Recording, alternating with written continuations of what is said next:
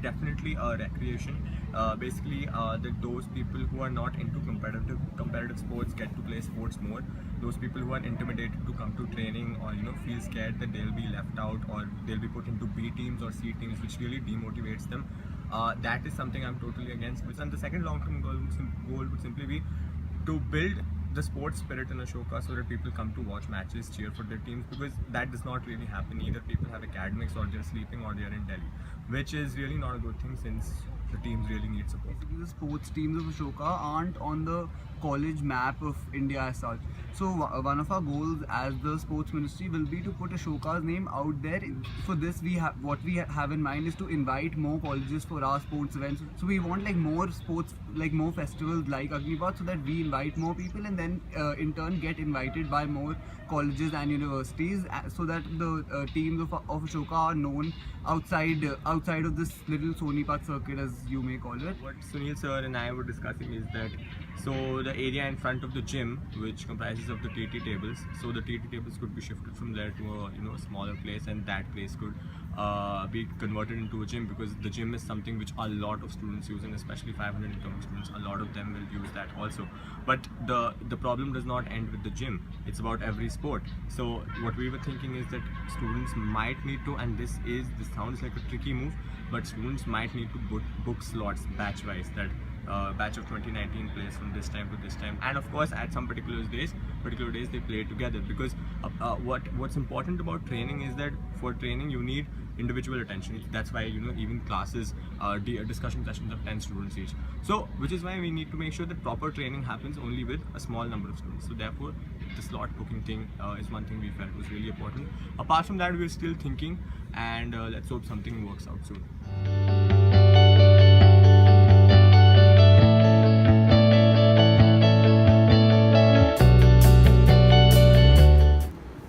One of the bigger things on our agenda is to start, for every major or minor, for every discipline rather, to have these conference sort of things, say for a weekend, where you dedicate a weekend to a major, you take up an issue and you invite panelists and speakers or professionals to come and talk about it, and that will include student participation. It will get the conversation rolling. The other important thing is a peer tutorial system where they wouldn't necessarily have to be teaching assistants, but say they would be there to answer questions and queries.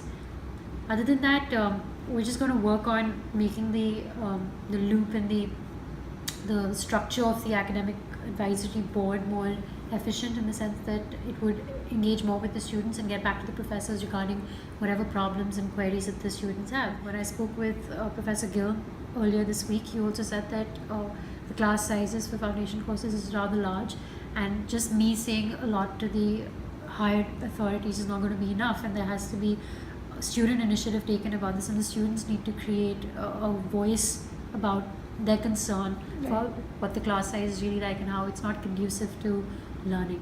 And the mandate of the HR does not extend to clubs and societies on campus. So the Ashoka Undergraduate Journal, which has recently been established and is going to work on publishing student written papers, does not come in the ambit of the Academic Affairs Ministry or the House of Representatives for that matter. The AAB's job is to assist students in their academics as far as the number of courses, the courses that they take, and how the majors and minors are structured. Anything that the students do outside of that is completely student run, and we really appreciate and we want to. So does the admin. In fact, this is something that Professor Mukherjee said at the oath taking ceremony, that whenever the admin needs to step in, it will, but other than that, the students should have complete autonomy in what they're doing. Okay. And so structurally speaking, I'm not going to make any changes. The academic advisory board is still going to be selected rather, the same way that it was last year. And it's better that the professors get to pick their students, because there needs to be a good rapport between the professor and the student, who are going to be working together for a long time now, for the coming year. So structurally speaking, no, the AAB is going to run the way it is. Obviously, there are 2 more minors, so the number of students in the AAB have increased as well.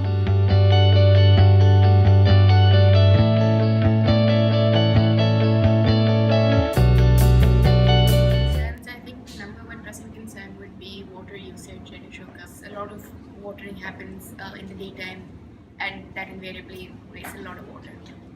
It's not intentional, but over a while, I think people forget, and it's easy to kind of forget about the amount of water that you use.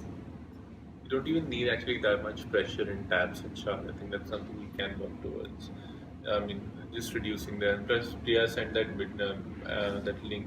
Basically, the link is something which it's a fitting which you can put on all taps and showers, which kind of reduces the amount of water that flows through them, but kind of keeps.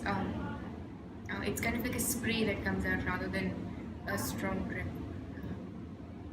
Small, innovations which can help campus, and considering that Ashoka does have the budget and the scope to kind of implement things like this, I think it's definitely something we should push for.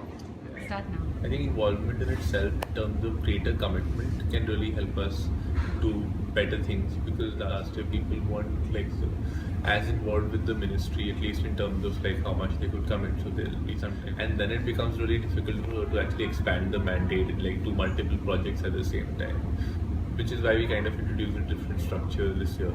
But more importantly, what happens is that this year I really wanted to take up something to do with, say, non-human persons, plants and animals, and dogs outside and bees, something we could really expand ourselves into, at least in terms of the mandate last year. I feel like there's a certain stigma attached to ministries at Ashoka, because they seem to, be very political. But I'd like to, sort of break that stigma, and also it's really a misconception. Ministries actually aren't that political. It's really about XYZ things that you're passionate about and getting involved with them. And I mean, if such a stigma has existed before, it definitely won't exist with this year's environmental ministry.